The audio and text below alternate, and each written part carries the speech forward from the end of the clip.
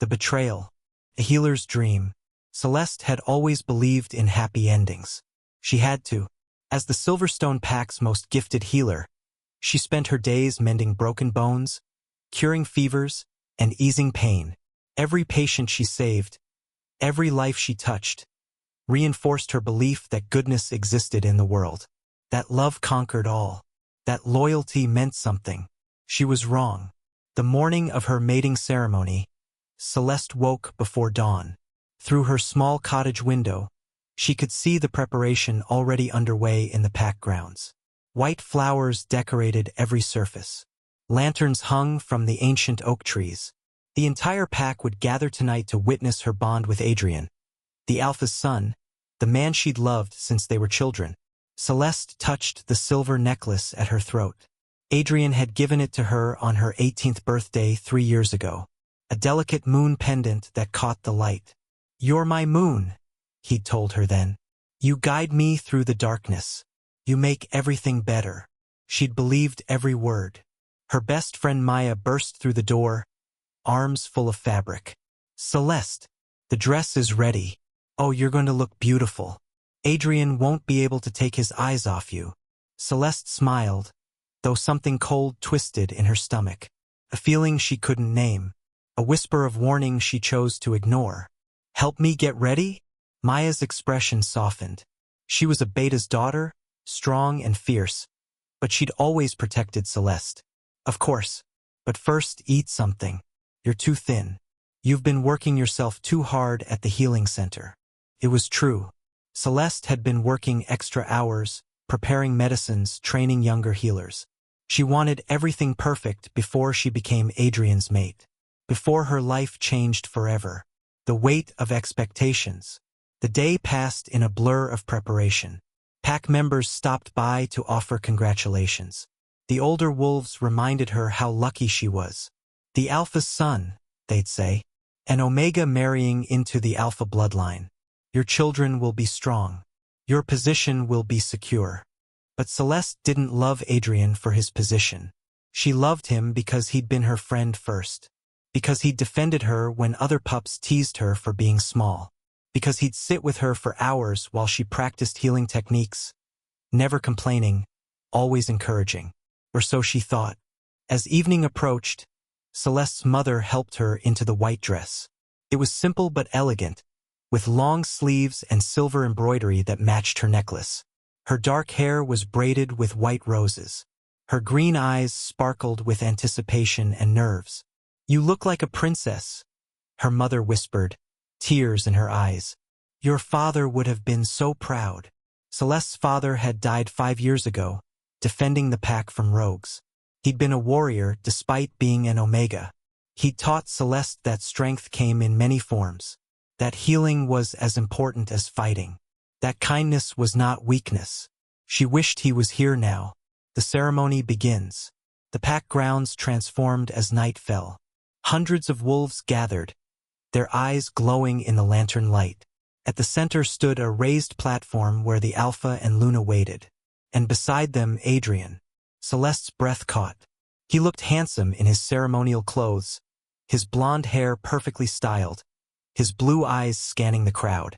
But when his gaze found her, something flickered across his face. Something that made her stomach drop. Fear? Regret? It was gone before she could be sure. Maya squeezed her hand. "Ready?" Celeste nodded, though her heart pounded.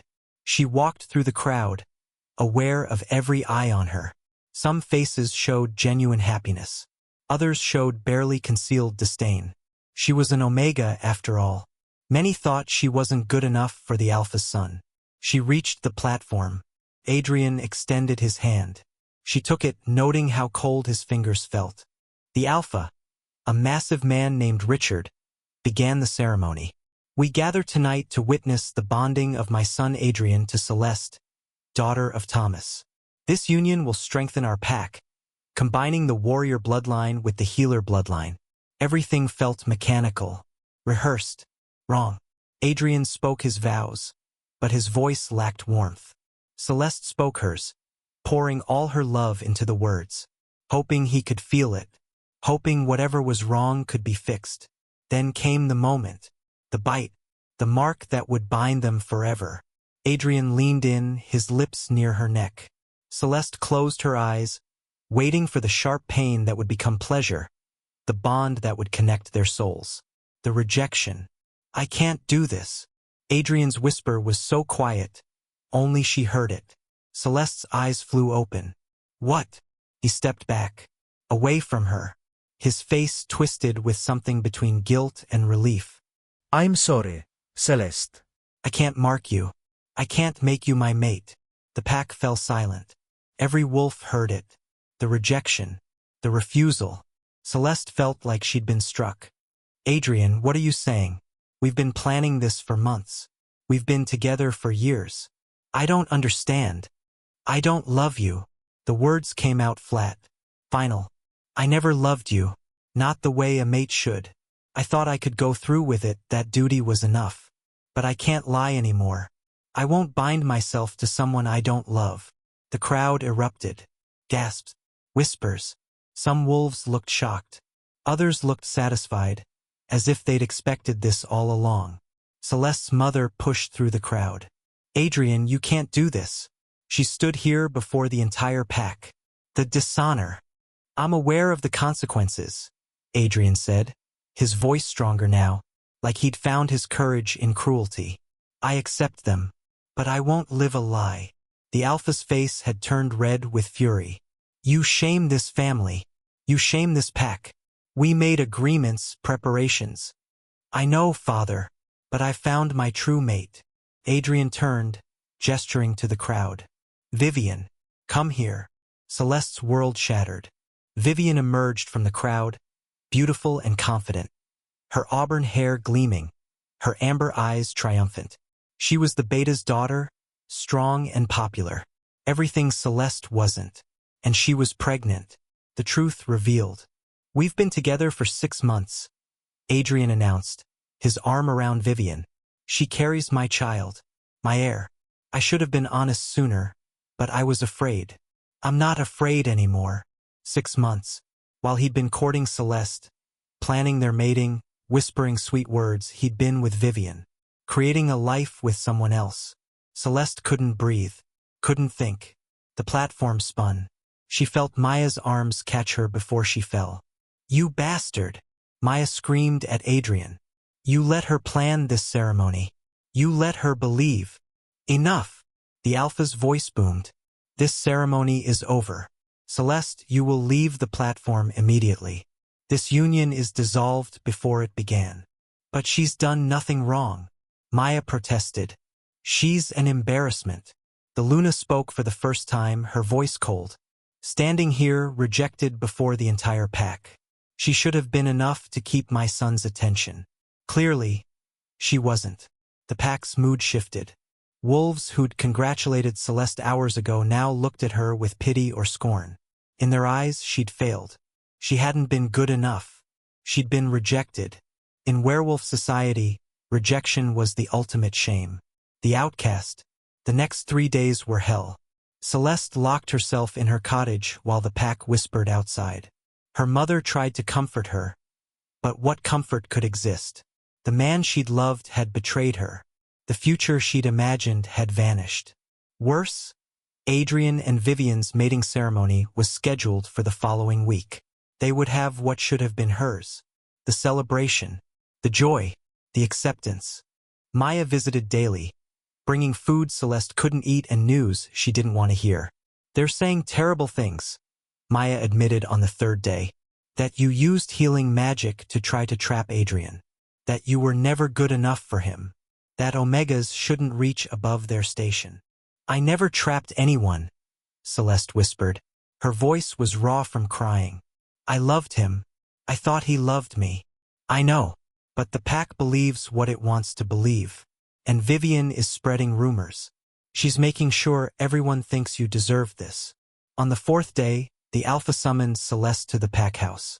She went, knowing nothing good could come from it, but unable to refuse an alpha's command. Richard sat on his throne-like chair, Adrian and Vivian beside him. Other high-ranking wolves filled the room. All eyes on Celeste as she entered. Celeste, The Alpha began. Your presence in this pack has become problematic. The situation with my son has caused disruption, tension. Some pack members question my son's judgment in rejecting you. Others question your worth. This cannot continue. Celeste lifted her chin, finding strength she didn't know she had. What are you saying? I'm exiling you. The words were matter-of-fact, emotionless. You have until dawn tomorrow to leave Silverstone territory. If you're found here after sunrise, you'll be treated as a rogue and dealt with accordingly. You can't do this. Celeste's mother cried out. She's done nothing wrong. This is her home. My decision is final. Richard's eyes were hard. She's a reminder of an embarrassing situation. She needs to go. Vivian smiled, smug and satisfied.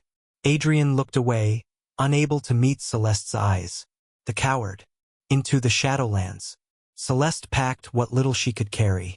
Her mother wept, pressing money into her hands, making her promise to find safety. Maya helped, her face grim with anger. This is wrong, Maya kept saying. This is so wrong. When I'm Beta, things will be different. I swear it. But Maya wasn't Beta yet, and Celeste had no choice. She left before dawn, unable to bear watching the sunrise on the place she'd called home.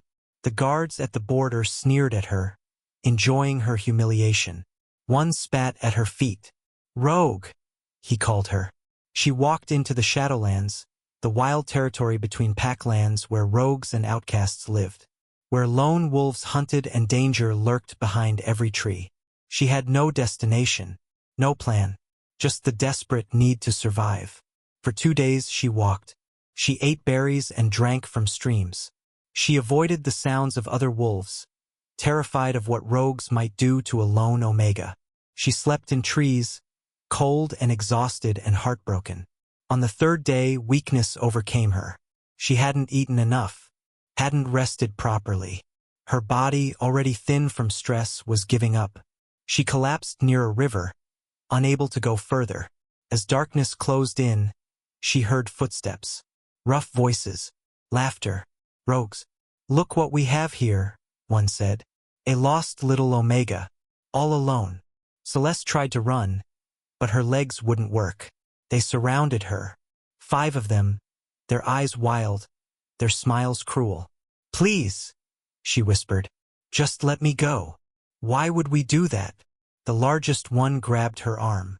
You're worth money. Pretty little thing like you. Some packs pay well for Omega slaves. Terror flooded her. This was how she'd die.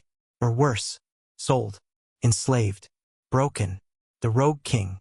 Then a voice cut through the darkness. Deep, commanding, terrifying. Release her. Now. The rogues froze. Celeste looked up through blurred vision and saw him. A massive man, tall and broad-shouldered, with dark hair and silver eyes that glowed in the moonlight. Power radiated from him like heat. Behind him stood dozens of wolves.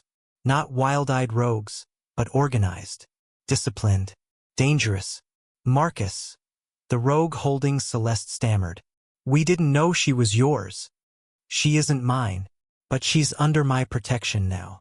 Marcus moved closer, each step deliberate. You have 10 seconds to leave my territory before I kill you. They ran. All 5 of them scrambling over each other in their panic. Marcus knelt beside Celeste. Up close, she could see the scars on his face, the hardness in his eyes, the strength in every movement. He should have terrified her. Instead, she felt safe. You're dying, he said simply, assessing her with a practiced eye. Starvation, exhaustion, dehydration. How long have you been out here? 3 days, she whispered. From which pack? Silverstone. They exiled me. Something flickered in his silver eyes. Understanding. Anger. I know that pack. I know their cruelty. He scooped her up effortlessly. You have a choice. Die here, alone and forgotten. Or come with me, live. Become something more than what they tried to make you. Celeste looked at him, this dangerous stranger, this rogue king. She thought of Adrian's betrayal, of the Alpha's cruelty, of the pack that had thrown her away like garbage. She thought of her father's words. Strength comes in many forms. I choose to live, she said. Marcus smiled, and it transformed his harsh face. Good. Then let's teach you how to roar, little wolf. Let's make you into something they'll fear. As he carried her toward his camp, Celeste felt something stir inside her. Not hope, not yet, but something darker, stronger, the desire for revenge, the need to prove them all wrong, the determination to survive and thrive, no matter the cost. Her old life was over. Celeste, the gentle healer, had died in those woods. But something new was being born, something fierce and unbreakable. A queen in the making, the transformation, awakening in a new world. Celeste woke to warmth. Real warmth, not the cold earth she'd been sleeping on for days. Soft blankets surrounded her. A fire crackled nearby. For a moment, she thought she'd dreamed everything. The rejection, the exile, the terror in the woods. Then she opened her eyes and saw Marcus. He sat in a chair beside her bed, reading a worn book by candlelight. His presence filled the small room. When he noticed her stirring, he set the book aside. You've been asleep for 2 days, he said without greeting. Your body needed rest. My healer's been giving you medicine and fluids. You're lucky you're strong, or you wouldn't have survived. Celeste tried to sit up, but weakness held her down. Where am I? My territory. The Shadowlands, as the packs call it. We call it Haven. Marcus poured water from a pitcher and handed her the cup. Drink slowly. Your stomach isn't ready for much. She drank, the cool water soothing her parched throat. Why did you save me? Because I recognize a survivor when I see one. Marcus leaned back, studying her with those silver eyes. And because I know what it's like to be thrown away by those who should have protected you. Something in his voice spoke of old pain. Deep wounds that had scarred over but never truly healed. What do you want from me? Celeste asked because nothing in life was free. She'd learned that the hard way. Marcus smiled, but it wasn't cruel. I want to offer you a choice. You can stay here, heal, and then leave whenever you wish. I'll give you supplies and point you toward neutral territory where you can start over. Or, he paused, letting the word hang. You can stay and train. Learn to fight. Learn to be more than what that pack tried to make you. I'm a healer, not a warrior.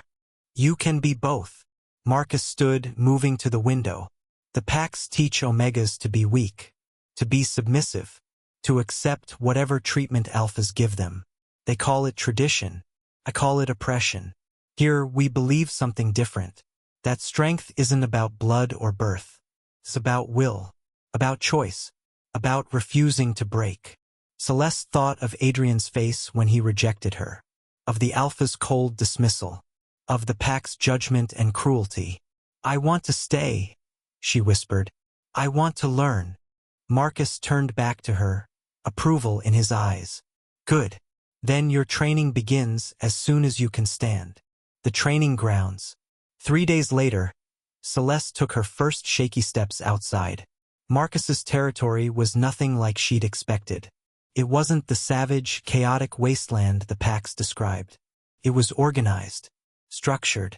There were cabins arranged in neat rows, training grounds where wolves sparred, gardens where food grew, workshops where craftsmen worked. We're not mindless rogues, Marcus explained, walking beside her. We're wolves who refused to accept corrupt pack systems, exiles who were thrown out for challenging wrong traditions, Omegas who escaped abuse. We built something better here, something based on merit, not bloodlines. A female warrior approached, tall and muscular, with short black hair and kind brown eyes. This is Sarah, Marcus introduced. She'll be your primary combat trainer. She was exiled from the Ironwood pack for being too strong. They said female warriors threatened the natural order. Sera snorted. They said I made the males uncomfortable, as if their comfort matters more than the pack's safety. She looked Celeste up and down. You're tiny, but small can be an advantage. Speed over strength. We'll work with what you have. Over the following weeks, Celeste's life transformed completely. Sarah pushed her hard, teaching her to fight, to defend herself, to move with purpose and power. At first, Celeste could barely complete a training session without collapsing. But gradually her body adapted. Muscles formed. Reflexes sharpened. Confidence grew. "You're a natural," Sarah said one afternoon, after Celeste successfully defended against an attack. "You think like a healer. You anticipate movement, read body language, predict where the pain will come from. That makes you dangerous." But combat training was only part of Celeste's education. Marcus had her study pack law, territory management, resource distribution, and conflict resolution. He taught her himself, patient and thorough. "Why are you teaching me all this?" Celeste asked one evening, exhausted from a day of lessons. "Because knowledge is power," Marcus said simply. "The packs keep Omegas ignorant so they can be controlled. I'm giving you the tools to never be controlled again." The hidden truth. 2 months into her training, Celeste's mother arrived. She appeared at the border, requesting sanctuary, and Marcus brought her directly to Celeste. They embraced, both crying, both grateful to be reunited. "I couldn't stay there," her mother explained through tears. "After they exiled you, the pack turned on me. They blamed me for raising you wrong, for not teaching you to be submissive enough to keep Adrian's attention. Maya helped me escape." "Is Maya okay?" Celeste asked, worried for her friend. "She's fine. Her father protects her. But she wanted me to give you something." Her mother pulled out a small leather journal. "This belonged to your grandmother. She made me promise to give it to you if you ever left the pack. She said you'd need it when the time was right." Celeste opened the journal with trembling hands. The first page made her breath catch. "To my granddaughter, Celeste. If you're reading this, then you've discovered that the pack system is broken. Good. That means you're ready to know the truth about your bloodline." Over the next hours, Celeste read her grandmother's story. She learned that her grandmother had been born an alpha, a rare female alpha, strong and capable. But her pack couldn't accept a woman in power. They'd forced her to mate with a weak alpha male, hoping to produce strong sons while keeping her controlled. Instead, she'd had a daughter, Celeste's mother, and that daughter had inherited the dormant alpha genes. "The alpha bloodline runs through you, Celeste," her grandmother wrote. "It may skip generations, hide in omegas, wait for the right moment to emerge. The pack never knew. I made sure of it. I taught your mother to suppress her strength, to appear weak, to survive. She did the same for you. But strength like yours cannot be hidden forever. It will emerge when you need it most. When you stop trying to be what others expect and embrace what you truly are." Celeste looked up from the journal, her mind reeling. "I have alpha blood?" Her mother nodded. "We kept it secret because female alphas are feared. Packs either try to control them or kill them. Your grandmother wanted you to have a peaceful life. She thought if we hid your strength, you'd be safe." "But I wasn't safe," Celeste said, anger rising. "They still hurt me, still threw me away. And they did it when I was at my weakest, when I'd been taught my whole life to be submissive and gentle and small." "I'm sorry," her mother whispered. "I thought I was protecting you. I was wrong." Celeste stood, the journal clutched in her hands. She found Marcus in his office, showed him the journal, told him everything. He read it carefully, then looked at her with new understanding. "That explains a lot. The speed at which you're learning. The power I sense beneath the surface. You're not just an omega, Celeste. You're an alpha who's been caged her entire life. Can you help me unlock it?" Celeste asked. "Can you teach me to be what I'm meant to be?" Marcus smiled. "I thought you'd never ask." Awakening power. The next phase of training was intense. Marcus worked with Celeste personally, teaching her to reach for the power she'd suppressed her entire life. It wasn't easy. Years of conditioning had taught her to make herself small, quiet, and weak. "Stop holding back," Marcus shouted during one session. They were sparring, and Celeste kept pulling her punches. "You're afraid of hurting me. That fear is a cage. Break it." He attacked harder, forcing her to defend with real strength. Something inside Celeste snapped. Power flooded through her, raw and overwhelming. She moved faster than she'd ever moved, stronger than she'd ever been. She threw Marcus off his feet and pinned him before she realized what she'd done. They stared at each other, both breathing hard. Then Marcus grinned. There she is, the real Celeste, the Alpha. From that day forward, Celeste's power grew exponentially. Her healing abilities, always strong, became extraordinary. She could heal wounds with a touch, sense sickness from across a room, even ease emotional pain with her presence. But now she had alpha strength too. She could command attention without speaking, could enforce her will through presence alone, could protect and lead and inspire. "You're unique," Marcus told her one evening. They sat by the fire discussing her progress. An alpha with an omega's empathy, a warrior with a healer's compassion. That combination is rare, powerful, dangerous to those who rely on the old ways. The Silverstone pack would have killed me if they'd known, Celeste realized. That's why my grandmother kept it secret. They couldn't let a female alpha exist, especially not one born from the Omega caste. Many packs are like that, Marcus agreed. They fear change, fear progress, fear anything that challenges their power structure. That's why I built Haven, to give wolves like us a place to be free. Celeste looked at him, really looked at him. Marcus was strong, yes, powerful, but he was also kind, patient. He'd given her a home when she had nowhere to go. He'd trained her when he could have used her. He'd believed in her when everyone else had thrown her away. "Why did you really save me?" she asked softly. Marcus was quiet for a long moment. "Because 10 years ago I was in your position. I was a pack alpha, young and idealistic. I challenged traditions I thought were wrong, argued for treating omegas better, for giving females more power, for judging wolves by character instead of birth. My pack turned on me, called me weak, dangerous. They exiled me and killed my mate to make sure I had nothing to come back for." Pain shadowed his face. "I survived barely, built this place from nothing, and I swore that no wolf would suffer what I suffered if I could prevent it. When I found you dying in those woods, I saw myself. I saw someone who deserved better, someone who could be extraordinary if given the chance." Celeste reached out, taking his hand.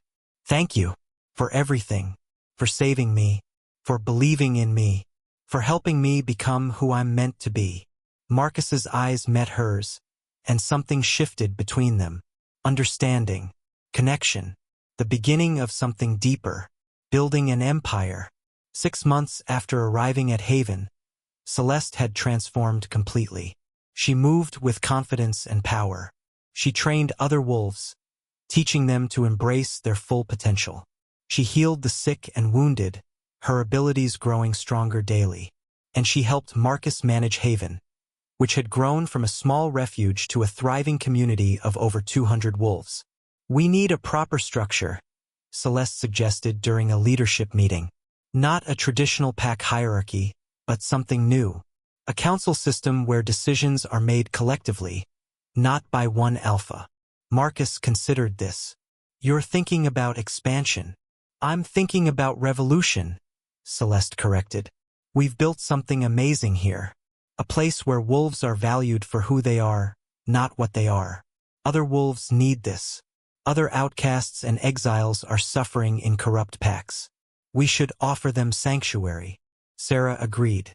"We've been getting more refugees every week. Word is spreading. Wolves are hearing about a place where omegas can be warriors, where females can lead, where merit matters more than bloodlines." Over the next months, they implemented Celeste's vision. Haven transformed from a rogue settlement into a proper territory with laws, structure, and purpose. They sent scouts to other packs, quietly spreading the word. Any wolf who felt oppressed, any omega who needed safety, any female who wanted power, they had a home in Haven. The population swelled to 500, then 800, then over 1,000. And with each new arrival, Celeste heard stories. Stories of abuse, of cruelty, of packs that valued tradition over justice. stories that made her blood boil and her determination grow. "The pack system is broken," she told Marcus one night. They stood on the wall, looking out over their thriving territory. "It's been broken for generations. But no one challenges it because alphas benefit from keeping it broken." "What are you proposing?" Marcus asked, though she suspected he already knew. "I'm proposing we stop hiding. Stop being the shameful secret that packs whisper about. I'm proposing we demand recognition. Demand a seat at the table. Demand that our way of doing things is acknowledged as valid." Marcus smiled. "You want to go to the summit of alphas." The summit was held once every 5 years. Every major alpha gathered to discuss territorial issues, make alliances, and set policies. It was the most powerful gathering in the werewolf world. "I want to go to the summit and show them that there's another way," Celeste said. "That strength doesn't require oppression. That power can be shared. That tradition can change." "They'll fight you," Marcus warned. "The old alphas won't give up their power easily. And Adrian will be there. He took over as Alpha of Silverstone when his father died last month." Celeste's heart skipped. She hadn't thought about Adrian in months. She'd been too busy becoming someone new, someone stronger. "Good," she said, her voice hard. "Let him see what he threw away. Let him see what I became without him. Let him understand that rejecting me was the worst mistake of his life." Marcus turned to her, pride shining in his silver eyes. "You're not that broken Omega anymore. You're a queen, Celeste. My queen, if you'll have me. Rule beside me. Not as my mate, not yet, not unless you want that. But as my equal. My partner. Help me change the world." Celeste looked at this man who'd saved her life and given her purpose. Who'd seen her potential when she couldn't see it herself. Who'd taught her to roar instead of whimper. She took his hand. "Yes, together we'll change everything." The news from Silverstone. Word reached Haven a week before the summit. The messenger was Maya, who'd finally escaped the Silverstone pack and made her way to Haven. She looked exhausted but relieved as she hugged Celeste. "I had to warn you. Adrian is planning something for the summit. He's heard about Haven, about what you're building here. He's convinced you're raising an army to attack Silverstone." "We're not attacking anyone," Celeste said. "I know that. But Adrian is paranoid. Vivian has made things worse. She's been poisoning his mind, telling him you're a threat. The pack is falling apart under his leadership. He's too focused on perceived threats to actually govern. People are unhappy. Some want to leave and come here." "How is his son?" Celeste asked, surprising herself by caring. Maya's face darkened. "Sick. The child was born weak. The pack healers say he won't survive past his 2nd year. Vivian blames Adrian for bad genetics. Adrian blames you somehow. He's convinced that you cursed him before you left." Celeste laughed bitterly. "I didn't curse him. His own choices did that. He wants to challenge you at the summit," Maya continued. "He's going to demand that Haven be disbanded and all its members returned to their original packs. He's got support from other traditional alphas who fear what you represent." Marcus growled. "Let him try. We have over 1,000 wolves now. We're not some ragtag group of rogues. We're a legitimate territory." "Then we need to make that clear," Celeste said, her mind already planning. "We need to arrive at the summit not as refugees begging for scraps, but as rulers demanding respect. We need to show them that Haven isn't a threat. It's the future." The day before they left for the summit, Celeste stood before her people. Over 1,000 wolves gathered, all of them saved by Haven, all of them thriving under the new system. "Tomorrow we change the world," she told them. "Tomorrow we show the packs that there's another way. That strength doesn't require cruelty. That power can be shared. That wolves can be judged by their character, not their birth. Some will resist. Some will fight. But we will stand firm. We will stand together. And we will show them that the old ways are dying, and something better is being born." The crowd roared their approval. These were wolves who'd been broken and rebuilt, who'd been thrown away and found value, who'd been told they were nothing and discovered they were everything. As Celeste looked out at them, she felt power surging through her. Not just her alpha strength, not just her healing abilities, but something greater. Purpose, determination, the absolute certainty that she was exactly where she needed to be, doing exactly what she was meant to do. Adrian had thrown her away thinking she was worthless. He was about to discover just how wrong he'd been. The reckoning. The summit arrives. The summit of alphas was held in neutral territory, a massive stone amphitheater built centuries ago. 50 alphas would gather, each representing their pack, each bringing their highest-ranking wolves. It was meant to be a place of diplomacy and negotiation. Celeste intended to make it a place of revolution. They arrived at dawn, and Celeste made sure their entrance would be remembered. Marcus led the procession, walking with the confidence of a king. Beside him walked Celeste, dressed in armor of silver and black, her white hair braided with silver threads, her green eyes blazing with power. Behind them marched 50 of Haven's finest warriors, including Sarah and Celeste's mother, who'd become a formidable fighter in her own right. They carried Haven's banner, a silver moon rising over mountains, symbolizing hope emerging from darkness. The gathered alphas stared, some with curiosity, some with hostility, some with fear. And there, standing among the Silverstone delegation, was Adrian.